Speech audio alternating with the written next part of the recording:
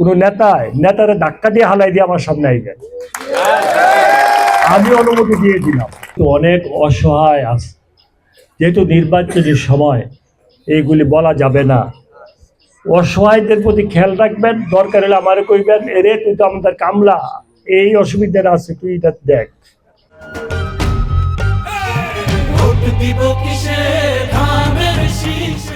আমি দেখলাম, আমি নাম বলবো না, এক হিন্দু ভদ্রলোক সারাদিন বসে রয়েছে। আমি মুরাদনগরে আসছি, বাইরে গেছিলাম আমার জন্য, আমি আসছি, কথা কয় না, চুপ করে রয়েছে। কারণ হিন্দু ভাইদের একটা স্বভাব কি, বুক ফাটে তো মুখ ফাটে না, মুখ খুলে না।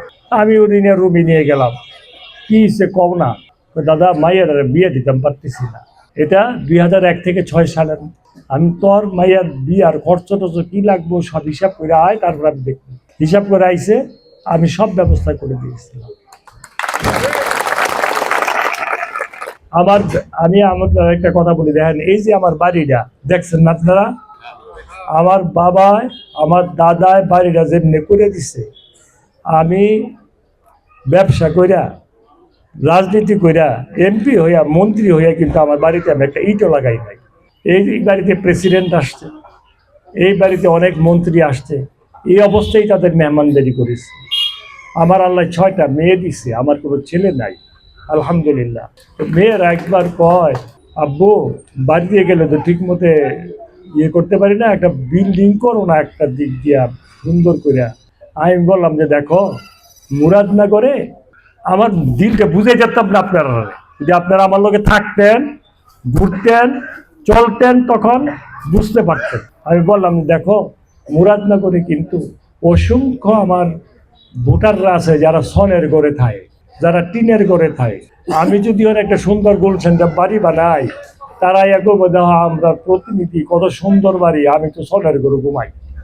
আমার ঢাকা শহরে কিন্তু গুলশান বানাইতে পারি নাই, আমি খিলগাঁয়ে থাকি, মন্ত্রী অবস্থায় খিলগাঁয়ে ছিলাম। আপনারা বিশ্বাস করবেন না, আমার অনেকে বলছে গুলশানে চলে যান, আমি চাই নাই। কারণ আমি চেষ্টা করেছি যে আমি গরিবের প্রতিনিধি, কারণ গরিবরা কিন্তু আমার ভোটটি দেয়, ভোটটি কিন্তু বড় লোকরা দেয় না। প্রত্যেকটা নির্বাচনে আল্লাহ পাক আমাকে পাশ করাইছেন গরিবদের ভোটে, বড় লোকরা না।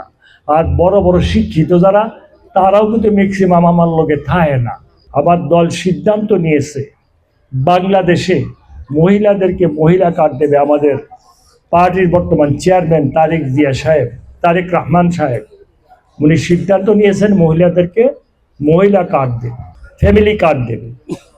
এই ফ্যামিলি কার্ড কেন দেবে? যাতে ওনারা মাসে মাসে একটা অর্থনৈতিক সহযোগিতা পাবে। কৃষকদের ব্যাপারে কৃষি কার্ড দেওয়া হবে। তারা যখন তাদের হাতে টাকা না থাকলে, তারা সুদে যারা টাকা দেয় তাদের কাছে যায়, তারা কিন্তু 40%, 50% সুদে, 60% সুদে টাকা নেয়, ঠিক তো? তাদের এই বিপদ থেকে বাঁচার জন্য তাদেরকে কৃষি কার্ড দেওয়া হবে।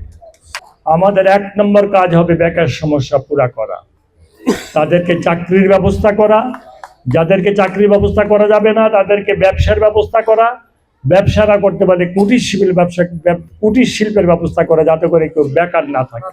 আপনাদের সবাইকে ধানের শীষে ভোট দিয়ে এই সুযোগটা দিতে হবে করার জন্য।